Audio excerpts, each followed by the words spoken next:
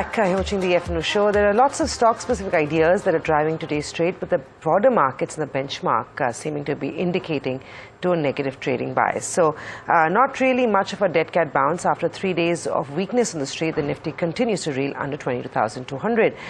Interesting trade across commodities as well. So with the rising geopolitical tension, you'd have imagined that crude prices have moved higher, but on back of a rise in US crude inventories, crude prices are actually trading lower. Gold continues to be in a shining spot on back of rising risk aversion. But we've got to this Chintan Mehta, CEO of Abans Holding, joining in to talk to us about his top trades across the commodity universe. Chintan, I'm going to start with crude. There is a little bit of weakness that we're seeing on crude prices on back of a rise in US inventories. Do you think this makes it a good time or a good opportunity to buy crude at current prices from a short-term perspective, maybe a couple of weeks to a couple of months? No, I don't think so that it's good to buy crude at the current level. If you see around that, because of all geopolitical tension and Middle East tension, it has risen in Indian terms to 7,100 level, and from it has retraced to 6,900 odd level. And and everything is priced in this price, So when US is giving the maximum amount of output in the history for the crude, so inventory will get piled up, as we can see. So I guess there can be a lot of profit booking comes, and around 6,500 to 6,600 on MCX level, it can be a good buy. Even if you see on the spread side, next month is running at the discount of the current month. We at ABANS analyze the FNO and the trend data, and as per that, we see that 6,500, 6,600 is the level to buy, and we can refrain from adding here. In fact, one can short sell with the short-term view. So that's as far as crude's concerned. Chintan, coming on gold as well, what's your assessment here? See, if you see gold, it has touched briefly 2,400 on a spot side in international market, and Indian side it has touched more than 74,000.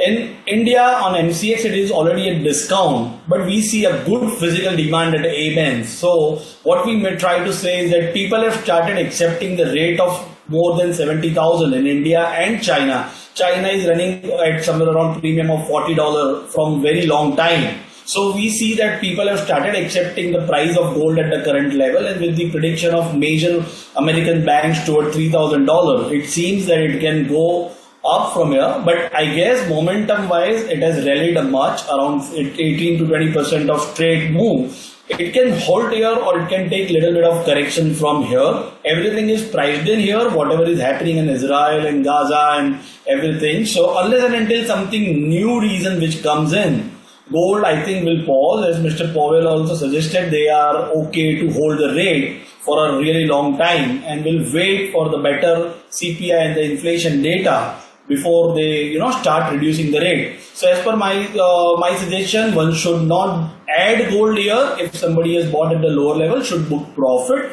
and wait for the little lower level. International market somewhere around 2180 to 2200, and 2300 itself is a very good support, but one should not add here.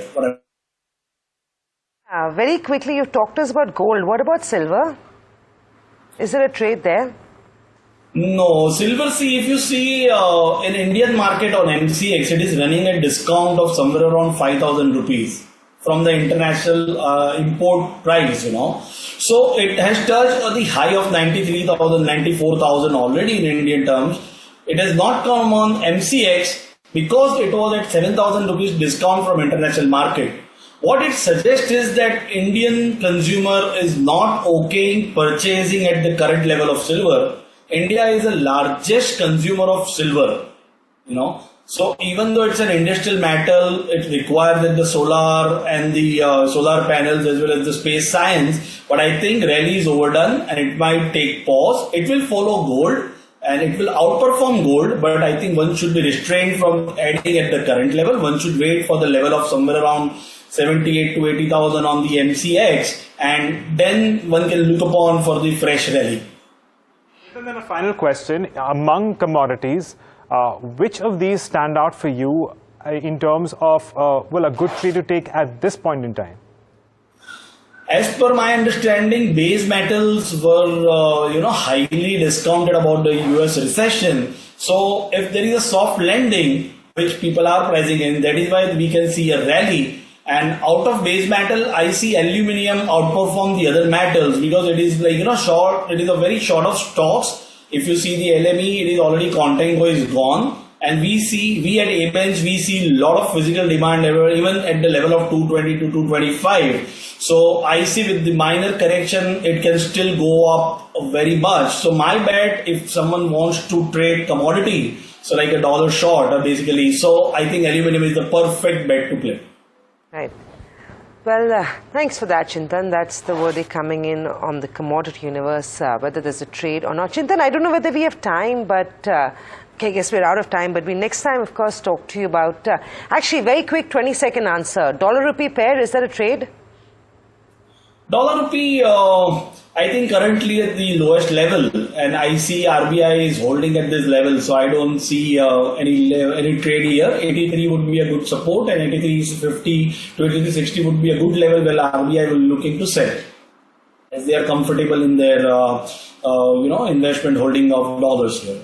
Okay, all right, Chintan, we leave it at that. Thank you so much for joining us and taking us through your views on the several commodities as well as the USD INR pair. Of course, there's lots more lined up. So with that, it's a wrap on this show of futures and options. But stay tuned in and we'll be back in just a bit.